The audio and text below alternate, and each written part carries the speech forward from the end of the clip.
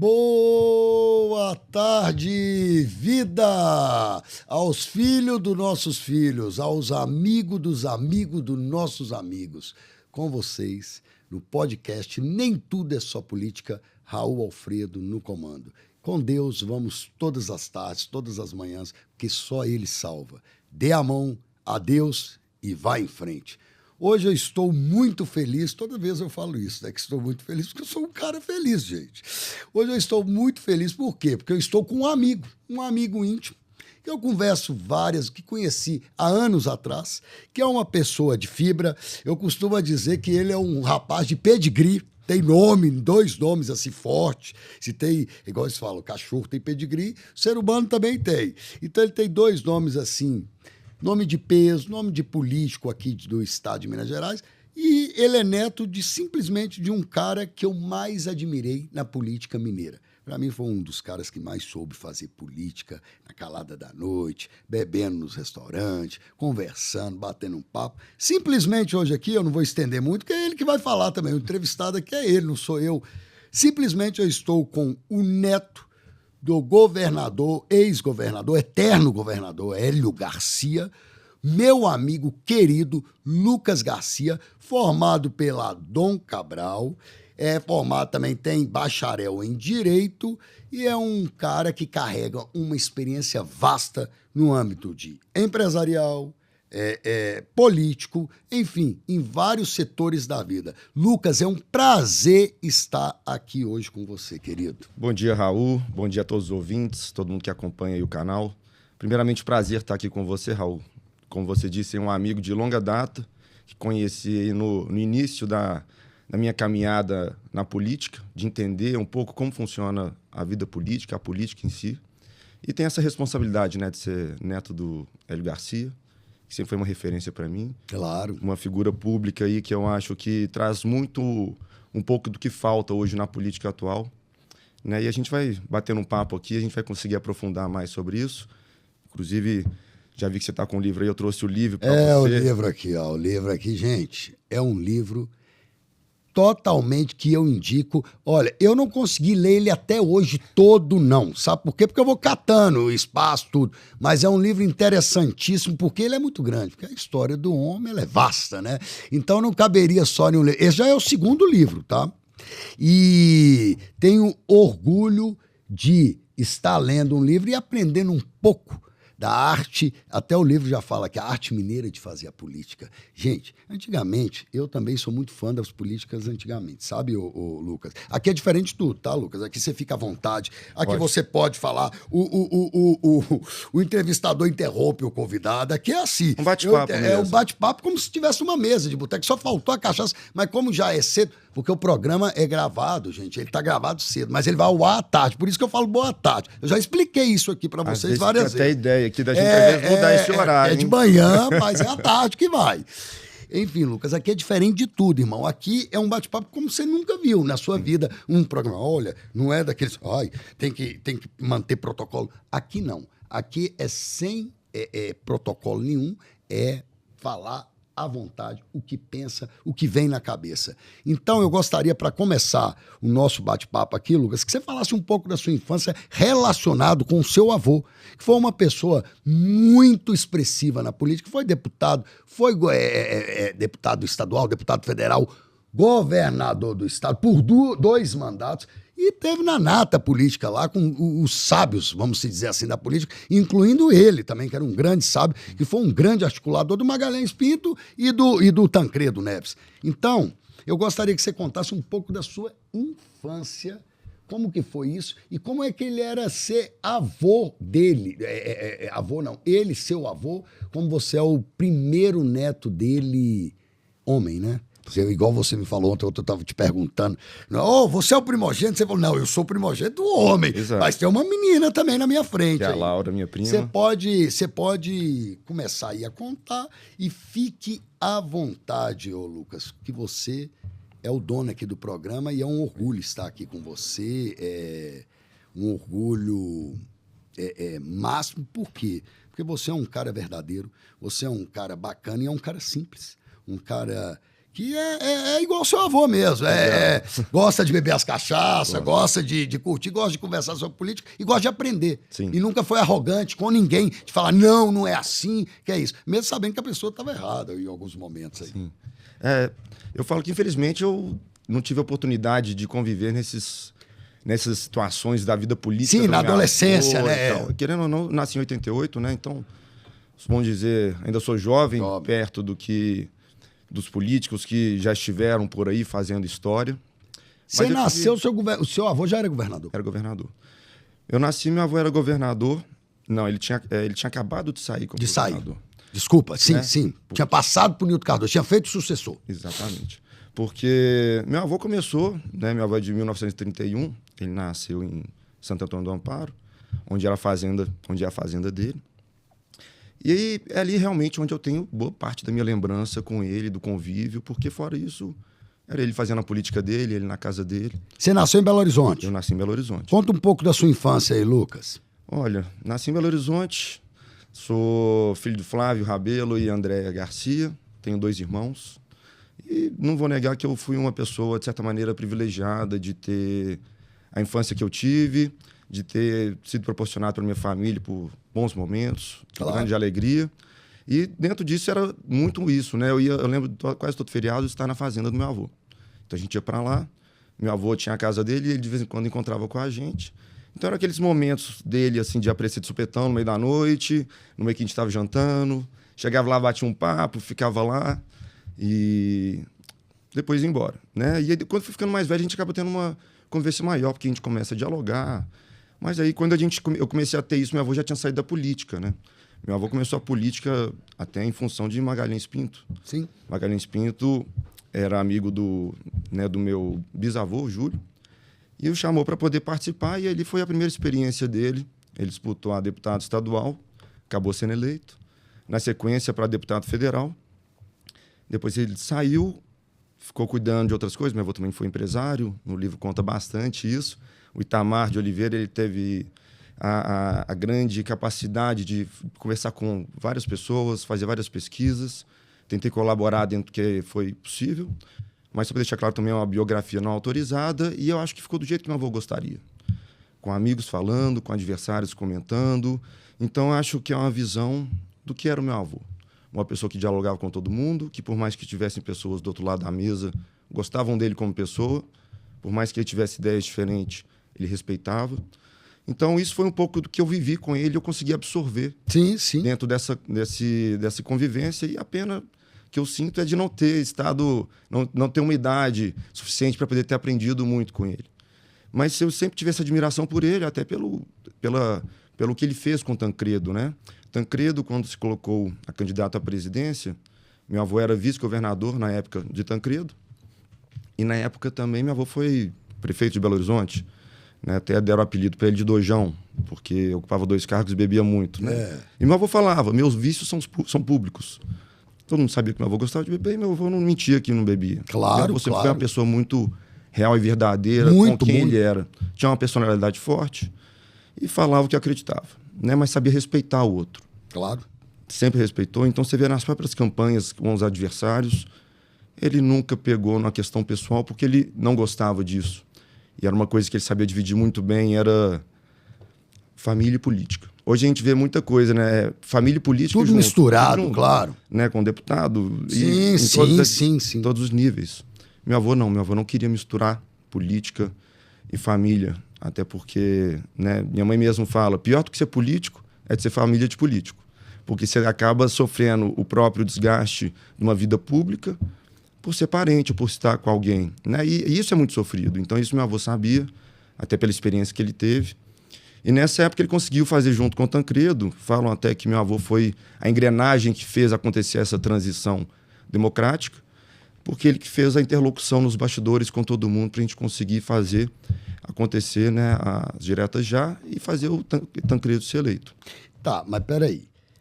Pegando carona nisso que você está falando, deixa eu dar um ponto aí.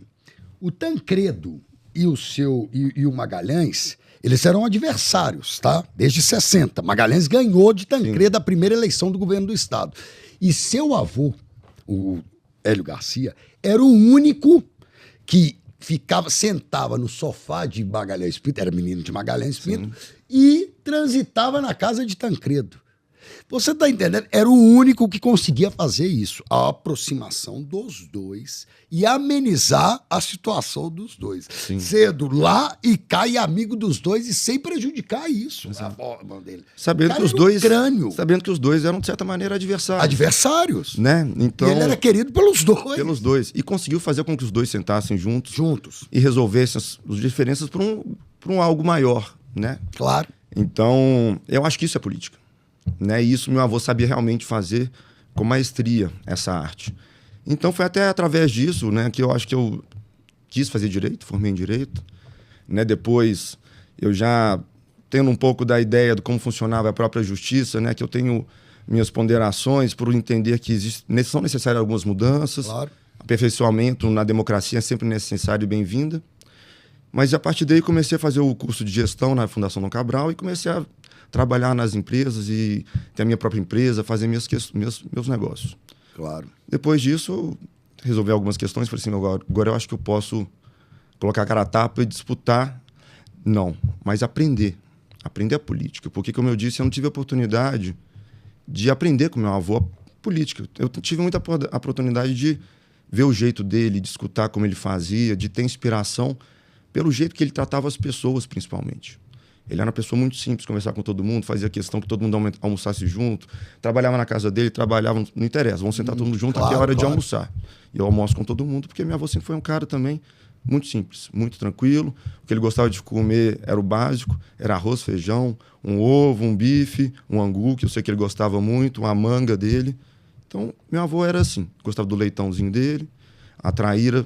Então, eu sei como é que era o jeito dele, né? Ele gostava também de um uísque, né? Claro, claro. Então, mas esse lado dele me inspirou muito para poder querer ter mais curiosidade sobre a política. Porque depois dele, quando meu avô saiu da política, da vida pública, ninguém da família se envolveu. E eu sempre tive essa curiosidade, sempre tive esse olhar para a política como se fosse algo realmente que transformasse a vida das pessoas, transformasse realmente o futuro. Né? Então, acho que é ali que se planeja a mudança. O Lucas foi candidato em 2018, obtendo quase 20 mil votos. Ele foi o majoritário de Santo Antônio do Amparo, terra do grande, saudoso Hélio Garcia, e o qual eu não entendi, porque esse ano, vou até perguntar mais para frente, aí, porque ele não veio candidato a prefeito de lá, porque ele foi majoritário lá na cidade, e é uma cidade que tem história. A Fazenda Santa Clara existe lá até hoje, é famosíssima, que o Hélio Garcia é lá resguardar dos seus momentos mais, assim, vamos colocar, reservados. Quando tinha... porque perder a eleição, ele não sabe, ele não conhece a derrota da eleição. O Hélio Garcia não conhecia essa palavra, derrotado nas urnas. Mas ele ia lá, ficar lá longe dos holofotes políticos, porque, na verdade, ele nunca foi homem de holofote. Lucas, pegando carona aí dessa política que você foi candidato a deputado federal, na época eu até falava que você é muito parecido com o seu avô, conversavam com todos, sempre na maior humildade, simplicidade, e conversando com todos, mas sempre deixando aberto e não fechando nada de comprometimento. Porque o seu avô era o seguinte, para dar a palavra final... Isso é o que falo nos bastidores, eu não conheci, mas para dar a palavra final, ele primeiro escutava todos os lados. E depois ia lá e confirmava a palavra dele. E a palavra dele era, como se diz, o nosso querido amigo, grande amigo, que é um amigo seu também, ministro Anastasia, que foi até pupilo dele, né? Ele adorava aquele menino, como ele chamava todo mundo de menino. O ministro Anastasia virou aqui e falou...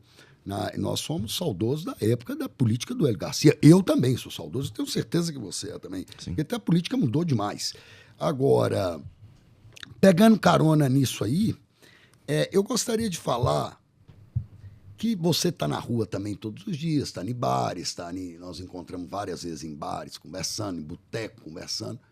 De 10 pessoas que a gente anda aí na rua, que a gente escuta, 9 falam mal de política. 9 mete o cacete em política. E o pior, Lucas, que agora estão metendo em assessores também. Quem trabalha igual eu está entrando na onda também. Você também. Por que você acha que hoje, o dia de hoje, está tão assim? o pessoal revoltado com a política. Fica à vontade aí, viu? De servir água aí, se você quiser. Vou aproveitar aqui. O que você acha que o pessoal está tão revoltado com essa ira toda? Eu queria escutar a sua opinião sobre isso, Lucas.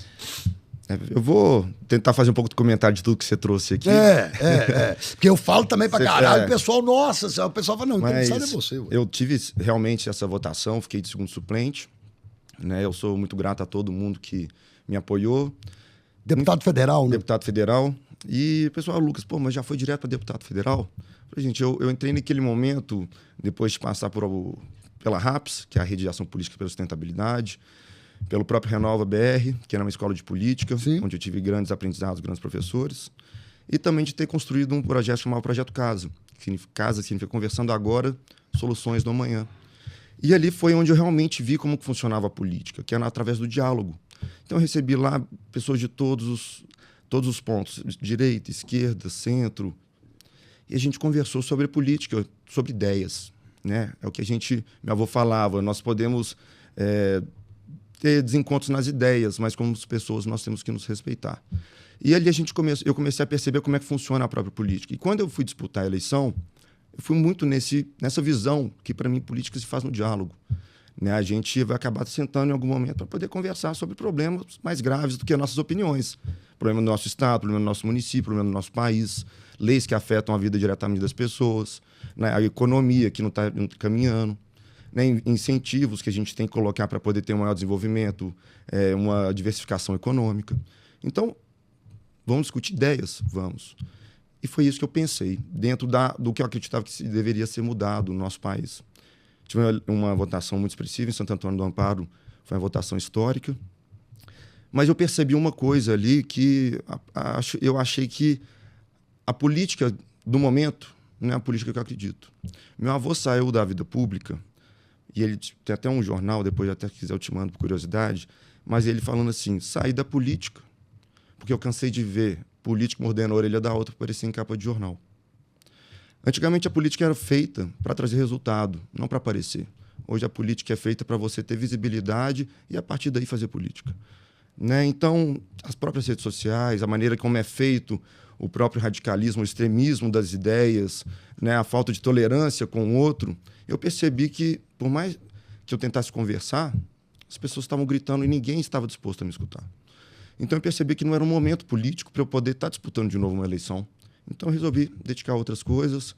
Em Santo Antônio do Amparo eu tenho um carinho muito grande, inclusive tenho um grande amigo lá, que é o Fabrício.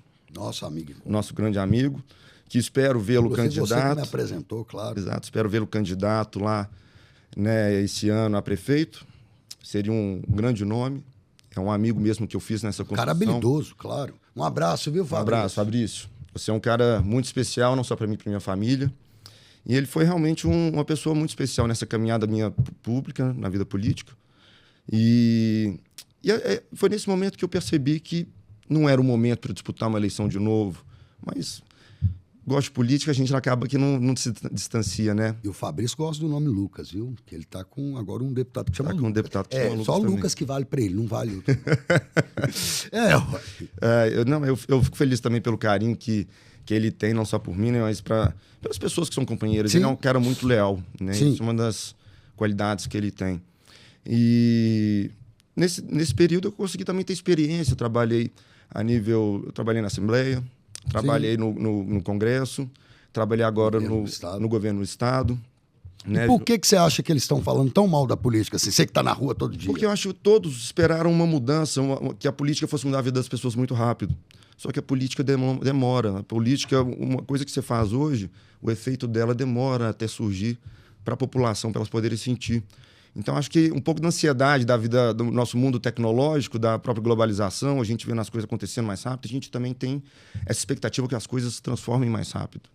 Lógico, poderia ser muito mais rápido se não tivesse tanta burocracia, se não tivesse tanto interesse próprio, se tivesse realmente um foco mais, vamos dizer, mais republicano sobre a política. E sobre essa polarização, você acha que é benéfica ou maléfica? Lula e Bolsonaro? Olha, eu acho que nós não temos que discutir, mais uma vez que eu falei, nós temos que discutir ideias. pessoas vêm e vão, né? Igual meu avô foi, e eu vejo até da década de 90, coisas que ele falava, que ele discutia, que a gente discute até hoje. Claro, reflete hoje. Era um cara além do seu tempo. É como Enéas Carneiro falava algumas coisas também, que reflete hoje. Hélio Garcia também. Ele falava, ideias brigam, os homens não. Exatamente. Então, eu não vejo que esse embate direto tem uma construção política. Eu acho que esse embate direto só traz visibilidade para os dois. E acaba que o mais importante, que são as ideias, que são as soluções, ficam atrasadas e quando são necessárias já o tempo não foi o ideal para poder discuti-lo. Então você acha que essa polarização é negativa? Eu acho. Tá certo. Eu acho até porque quando eu fui candidato a deputado, a gente ia discutir ideias, as pessoas só que não sabiam com quem eu estava apoiando a presidente. E aí você vê como é que as coisas fogem um pouco do que é o objetivo. Realmente não quer saber quem vai representar ela lá mesmo. E né? aí, no final das contas, a gente começa a perceber o seguinte, eu acho que a pessoa não sabe nem qual é a função de um próprio deputado federal ou de um deputado estadual, quais são as responsabilidades dele, o que ele pode fazer realmente pelo município, pela região, pelo estado, pelo país. Não sabem nada disso, a maioria, infelizmente. Então, eu acho que falta até um pouco mais de um conhecimento da própria... Né? Que nem falei assim, gente, eu formei em Direito, mas quis viver e aprender mais sobre política, porque por mais que a gente estude, a política é no convívio, a política é no diálogo, a política é no dia a dia. Sim. Né? Então, eu acho que falta um pouco dessa tolerância para as pessoas saberem conversar e, através dessas diferenças, surgir com ideias novas. É assim que a gente vai conseguir transformar realmente o nosso país. Seu avô também chamava todo mundo de menino, né, ô Lucas? Chamava. Todo mundo menino. Não tinha nome, era menino. Menino, menina, menino. É o carinho que ele tinha pelo próximo. Vou contar antes da gente, porque nós temos um quadro aqui que chama Rapidinha. Antes do quadro, de entrar pro quadro Rapidinho, eu vou contar um episódio que talvez você não saiba. Tem um funcionário lá, que é até o Junô, um abraço, viu, Junô? Que você conhece ele, que você já esteve lá na Assembleia comigo várias vezes, eu te apresentei ele lá. Ele foi funcionário, ele tem uma admiração, uma loucura pelo seu avô. Pelo seguinte, porque ele acha que o seu avô era um dos caras mais simples que ele já conheceu, um governador. Ele chegou na casa, ele era fotógrafo na época, muito novo. Ele chegou na casa, seu avô estava ali naquela casa ali da Paracatu, estava cozinhando um macarrão, o seu avô mesmo, tá? Sim. Mas tinha empregado, é claro, mas ele mesmo cozinhando. Ele gostava de falou, cozinhar. Ô menino, senta aí que eu já tô indo. Só vou me vestir, colocar o paletó que eu já tô indo, menino, senta aí. Aliás, você já almoçou? Aí ele, eu já, mas não, porque eu tô fazendo macarrão, se você quiser eu divido com você. Você vê que tudo dele era natural, meu irmão, natural. Ele não era nada forçado. E, pelo contrário, teve um caso também, que tem até nos seus livros, eu não sei se é nesse ou no vermelho também. É o mesmo, isso aqui só tem algumas outras. Incrementou também nesse aqui. Incrementou. Tá. Vamos lá, aqui ele fala o seguinte, não sei se foi dessa vez, até foi o Itamar que estava falando, porque isso aí é bom o telespectador saber, Lucão. Ele virou e falou assim, ó, o Jô Soares chamou ele para uma entrevista. Tá. Aí ele ficou enrolando, só dando barrigada. Não respondia, não falava nada. Aí o Jô Soares falou, eu não quero saber mais desse governador também de Minas, não precisa mais vir aqui, não. Aí chegou a notícia para ele, a secretária dele falou, graças a Deus, menos um, então, pra gente aparecer no holofote. Ou seja, o cara era de fazer política mesmo, era um cara admirável. Sim. Eu te falo, o carinho que eu tenho por ele, para mim foi um dos melhores governadores que Minas já teve na sua época. Né? Para mim foi o melhor também. Ele era uma pessoa diferenciada. E você herdou muito isso dele. Obrigado. Parabéns. Obrigado. Você é mais tranquilo, mais só. Quando bebe a cachaçinha, fica mais parecido ainda com o avô, brincalhão, conversador, carinhoso. Parabéns por ser assim, viu, Lucas? Obrigado. E eu não falo isso do meu avô à toa, né? Meu avô, se eu começar a pensar, meu avô duplicou a Fernão Dias. Sim. Né? Querendo ou não, isso é a visão do meu avô. Na década de 90, já via que isso seria um corredor logístico. Fez o túnel da Lagoinha. Fez o túnel da Lagoinha. Vamos falar as obras aqui, fez o Arrudas. O Arrudas. Ué. Então, Acabou com enchente de BH. Acabou com enchente. Teve um olhar sempre muito atencioso para as classes que ele via como mais importante. Né? Existem até algumas polêmicas aí no passado, mas que até meu ver eu pesquisei bastante para saber como é que foi. Eu sinto saudade daquele tempo de fazer política como o seu avô fazia. Sim. Que ele falava, política é feita dentro de um táxi à noite de chapéu. E aí, só que ele parou de pegar o táxi. Quando o taxista percebeu que ele era governador, ele parou de pegar o mesmo táxi. Falou, tchau, governador. Aí ele assustou, porque ele pensou que ele não estava sendo visto. E estava sendo visto, porque ele queria ser uma pessoa, não chamar pelo cargo, mas sim pela pessoa que ele era. Ele Exato. queria saber as opiniões das pessoas como se fosse um cidadão comum. Sim. Porque naquela época o político era glamourado. Tá? O político era os caras. Era diferente. Era diferenciado. Hoje em dia não. Mas antigamente sim. Sim. Antigamente o político era o top de linha. Ainda mais um governador do estado. Né? Agora nós vamos entrar num quadro aqui, ô Lucas, que é a rapidinha. Vamos lá. Rapidinha é o quê? É o bate lá e vem cá. O que é a rapidinha? Porque a palavra rapidinho, o pessoal fala, nossa senhora, essa rapidinha. Você tem falado isso lá na semana. Eu falei, não, mas é rapidinha mesmo. Porque Isso aí você não bate-bola. falou que ia ter de novo, não. Agora, vamos lá. O que é a rapidinha? Você responde com uma palavra ou com uma frase. Vamos começar agora. O que você mudaria no Brasil hoje, Lucas? A tolerância. As pessoas têm que ter um pouco mais de tolerância e compreensão com as diferenças do próximo. Ninguém é igual. Ótimo. Política. É o motor da mudança. Hélio Garcia. Inspiração. Lucas Garcia Rabelo. Eu mesmo.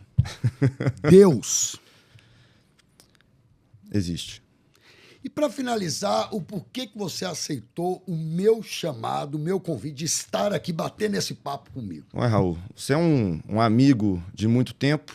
Você foi a pessoa que, quando eu estava nesse início da minha vida política, me abraçou de prontidão, me recebeu, vendo. Eu lembro direitinho, eu chegando, Anastasia, No PSDB. no PSDB. Você de terninha, o alvorecer de várias meninas lá, viu, gente da juventude. Chegou, nossa, quem é esse? É o Neto Delgado. Aí me interessou mais ainda. Já era interessante. Quando falou Hélio Garcia, nossa senhora. Lembra? Fosse hoje, Lucas. E aí o Raul foi a pessoa que me recebeu ali, me mostrou a casa, me apresentou como funcionava. E foi ele que eu tive a primeira experiência realmente partidária, né? Raul sabe disso. Depois dali, que foi onde eu criei o Projeto Casa, né? Que eu sentia falta de um espaço para poder debater isso. Raul esteve presente em vários desses Projeto encontros. maravilhoso. Né? A gente teve a oportunidade de receber muita gente, não só a Anastasia, Calil, Claro. Moraes, né? Várias pessoas aí. O próprio vice-governador, né? Ele esteve lá presente, o Matheus Simões, que eu estive com ele trabalhando agora há pouco. Vejo uma pessoa muito preparada, muito Era capacitada. PSDB, agora que foi pro novo, antigamente era PSDB. Pois é, então você vê que nós temos nós temos uma história que a gente sempre tem que olhar para trás e aprender. E eu tento fazer isso sempre. Olho para trás, tento aprender com o que foi feito de bom, o que foi feito de errado. Então, por isso que eu falo muito que essa questão de velha e nova política não funciona, que existe a boa e a má política. Ô, gente, o Lucas, ele tá falando aqui uma verdade, até que eu lembrei aqui agora que ele falou no início do programa, não sei se foi no início ou no meio aí, ele falou uma verdade, que o Hélio Garcia, ele não gostava de ter políticos na família. Ah, vamos ser todo mundo político. Minhas filhas, ele tinha 3 filhas. 3 filhas, uma delas tem um caso aí que contam na Assembleia, os mais antigos, que falou assim, ô pai, eu quero ser política, deputada, junto com o senhor governador. Aí o pai disse assim, ó, o Hélio Garcia falou, não, então eu vou sair do governo e vou deixar você ser candidata. Porque nós dois, dentro da política, não dá. Mas pai, é assim. Ou é eu só, ou fazer colocar todos na política, isso não dá certo.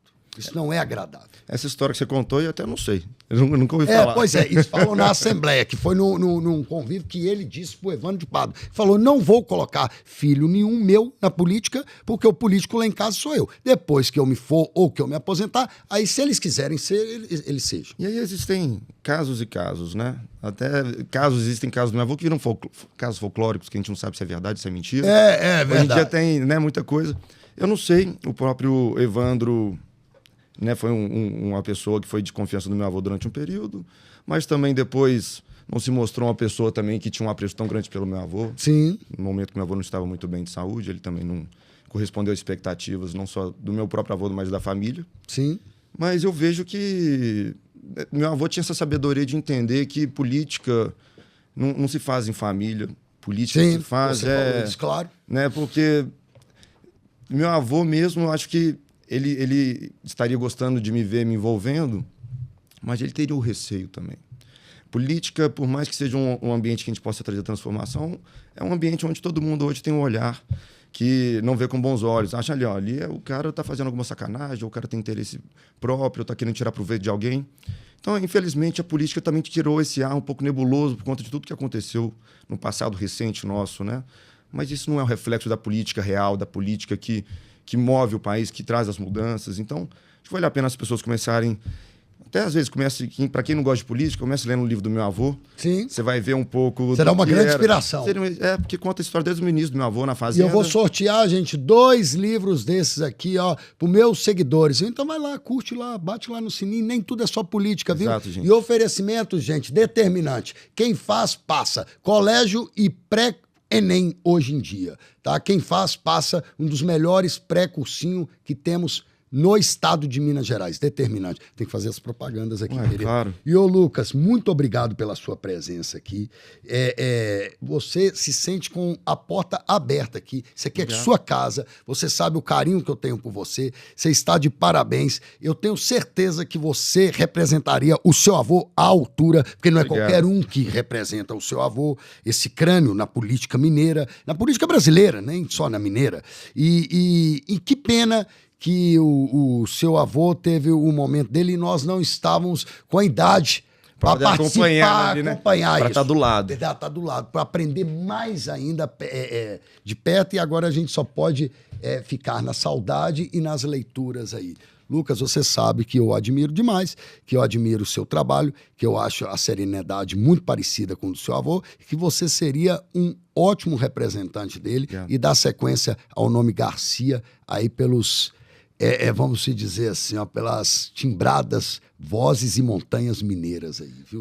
Obrigado, Raul. Obrigado a todo mundo aí que está nos acompanhando. Obrigado pela oportunidade. Que isso, aqui você se sinta como se fosse sua casa, você pode voltar. Para mim, eu fico muito honrado de estar aqui batendo um papo com você, falando um pouco, não só sobre a minha história, mas a história do meu avô, a história da política. Porque junta, né? Porque junta, não dá, né? Você é igual falaram, você carrega isso aí com muito orgulho, né? E muita responsabilidade, o nome de um grande estadista, um grande político mineiro. Então não dá para conversar com você sem falar do saudoso Hélio Garcia. Sim, não, e eu gosto muito de falar do meu avô. Gosto mesmo. E para mim é realmente muito gratificante poder falar sobre a minha história, sobre a história do meu avô. A política, infelizmente, hoje, né, não tem tido espaço muito para as pessoas, né, vamos dizer, que têm mais boas intenções, infelizmente, porque as pessoas de boas intenções estão desinteressadas sobre isso. Mas eu acredito que nem você estava me trazendo mais um incentivo aí para se envolver na política, diretamente. Precisamos de pessoas boas. Mas para mim é o seguinte, política não é só vontade. Né? Você precisa ter um grupo, você precisa ter um partido, você precisa ter um momento certo. E na hora que tiver que ser, na hora que eu achar que é necessário minha participação e achar que é oportuno a gente poder estar participando para poder contribuir, eu coloco à disposição, mas não é o momento e fico feliz de poder ajudar quem posso, a quem eu conseguir também, de certa maneira. E nesse caminho a gente vai fazendo nossa política do dia a dia, que é o bate-papo, que é relacionar com outras pessoas, né? E a partir daí também trazer mudanças que todo mundo pode fazer no dia a dia, né? Muito obrigado, Lucas. Entrevistei o Garanhão aqui. Lucas Garcia Rabelo. Costuma dizer pedigree, como eu falei no início. O Lucas é uma pessoa da minha convivência que eu particularmente adoro ele, é meu amigo pessoal. Muito obrigado, Lucas, e volte sempre.